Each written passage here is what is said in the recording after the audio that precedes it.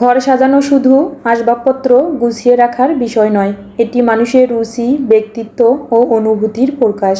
ঘরকে সুন্দর করে সাজালে মনটাও প্রফুল্ল থাকে, আর সাধারণ একটি স্থানও হয়ে ওঠে শান্তি ও স্বস্তির আশ্রয়।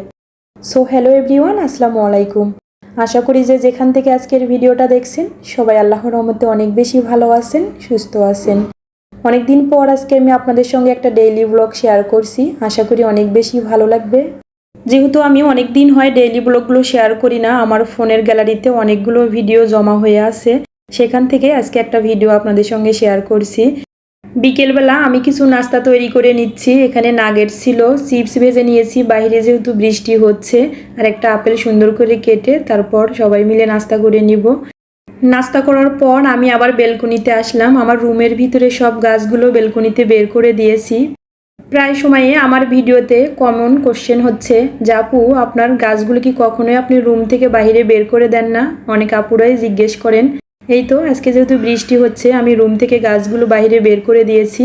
বৃষ্টি শেষে আবার রুমের ভিতরে নিয়ে এসে সুন্দরভাবে সাজিয়ে নিয়েছি। এই তো আমার এই ভাইরাল সেই মানি প্ল্যান্ট গাছটা সবাই অনেক বেশি পছন্দ করেন। অনেক আপুরাই কমেন্টস করেন যে আপু, আপনার মানি প্ল্যান্ট গাছগুলো কিভাবে ঝোপালো হয়, আবার লম্বা হয়, পাতাগুলো খুব সুন্দর দেখতে। আমি প্রায় সময়ে বলেছি ভিডিওতে যে আপু, আমি চাল ডাল ধোয়া পানিটাই মানি প্ল্যান্ট গাছে দিয়ে থাকি সপ্তাহে 2 দিন, তাছাড়া আর কোনো কিছুই দেই না, রেগুলার শুধু নর্মাল পানিটাই আমি দিয়ে থাকি। আশা করি আপনাদের কমেন্টসের রিপ্লাই পেয়ে গেছেন। আমি অনেকবার বলেছি, তবুও আবারও বলে দিচ্ছি।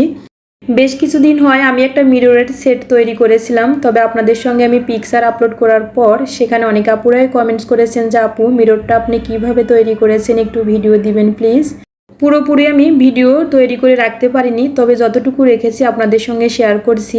প্রথমে আমি কিছু আর্টিফিশিয়াল এখানে ফ্লাওয়ার দিয়েছি, এখানে আমি হোয়াইট কালার এবং পিঙ্ক কালারটা দিয়েছি। আপনারা আপনাদের ইচ্ছা মতোই দিতে পারবেন পছন্দ অনুযায়ী। বাসায় আমার অনেক দিন হয় কিছু হোয়াইট কালার পুঁতি ছিল, ভাবলাম এটা দিয়ে কী তৈরি করা যায়, যেই ভাবা সেই কাজ। এখানে আমি 3টা সাইজের মিরর নিয়ে এসেছিলাম, তারপর 3টা সাইজে সুন্দর করে এভাবে পুঁতি দিয়ে সেট করে নিয়েছি। দেখতে কিন্তু অনেক বেশি ভালো লাগছিল আমার কাছে, জানি না আপনাদের কাছে কেমন লাগছে। এখানে আমি আরও কিছু ফ্লাওয়ার অ্যাড করে দিচ্ছি।